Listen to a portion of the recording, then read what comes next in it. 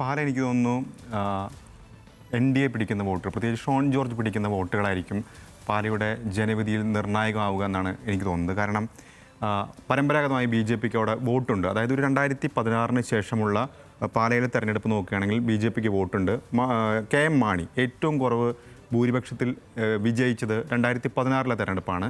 അന്ന് N ഹരി അവിടെ നേടിയത് 24,000, ഏതാണ്ട് 25,000 അടുത്ത് വോട്ടായിരുന്നു.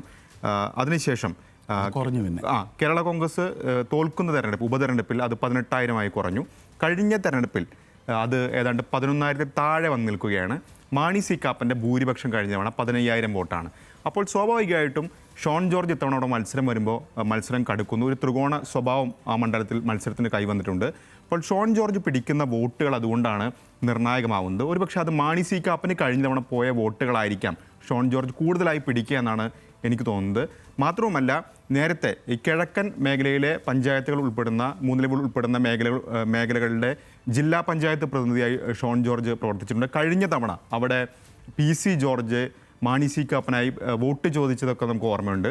അപ്പോൾ തീർച്ചയായും ആ മേഖലകളിൽ കൂടുതൽ വോട്ടുകൾ ഷോൺ ജോർജ് പിടിക്കുകയാണെങ്കിൽ NDAയുടെ വോട്ട് കൂടാനുള്ള സാധ്യതയുണ്ട്. ആ മേഖലയിൽ മാത്രമല്ല, മൊത്തത്തിൽ NDAക്ക് വോട്ട് വർദ്ധിക്കാനുള്ള സാധ്യത അവിടെ കാണുന്നുണ്ട്.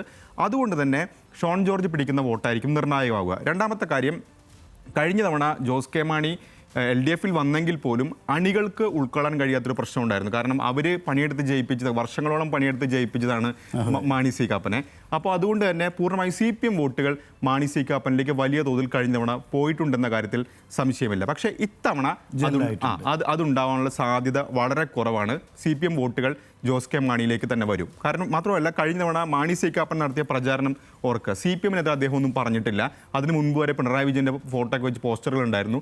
MLA ആയതിനു ശേഷം ആ രീതിയിലാണ് അദ്ദേഹം പോയിരുന്നത്. പക്ഷേ ആ സാഹചര്യം മാറി. അപ്പോൾ തീർച്ചയായും അവിടെ ജോസ് കെ മാണിക്ക് സാധ്യതയില്ല എന്ന് നമുക്ക് പറയാൻ കഴിയില്ല. ജോസ് കെ മാണി ജയിക്കാനുള്ള സാധ്യത തള്ളിക്കളയാൻ കഴിയില്ല. വോട്ടിംഗ് ശതമാനമൊക്കെ നോക്കുകയാണെങ്കിൽ കഴിഞ്ഞ തവണ വോട്ട് കുറയാണ് അവിടെ ചെയ്തത്. പോളിംഗ് ശതമാനം കഴിഞ്ഞ തവണ 76% മുകളിലുണ്ടായിരുന്നു. ഇത്തവണ അത് 75 താഴെ നിൽക്കുക, 75 അടുത്ത് നിൽക്കുക, 1% കുറവുണ്ട്.